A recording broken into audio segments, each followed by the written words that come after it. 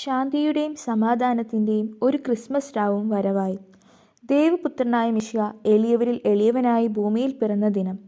രക്ഷകനായ ഉണ്ണി പിറന്നത് ബെത്ലഹേമിലെ കാലിത്തൊഴുത്തിലാണ്. അതിൻ്റെ പ്രതീകമായാണ് നാം ഏവരും ക്രിസ്മസ് ദിനത്തിൽ പുൽക്കൂടുകൾ നിർമ്മിക്കുന്നത്. ഉണ്ണി യേശോയ്ക്കായി സജ്ജമാക്കിയ സെൻറ്റ് സേവിയേഴ്സ് കുടുംബത്തിൻ്റെ പുൽക്കൂടാണിത്. വൈക്കോലുകളാൽ നിർമ്മിതമായ കാലിത്തൊഴുത്തും അതോട് ചേർന്ന് പച്ചപ്പ് നിറഞ്ഞ പാടവും അരുവികളും കുളവും കൊണ്ട് സജ്ജമാണ് ഈ പുൽക്കൂട്.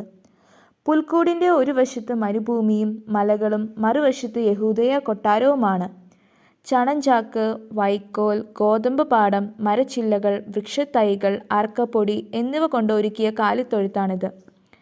പ്രകൃതിയോടിണങ്ങിയ വസ്തുക്കളാൽ സമ്പന്നമായ ഈ പുൽക്കൂട് ബെത്ലഹേമിലെ കാലിത്തൊഴുത്തിനോട് സമാനമാണ്.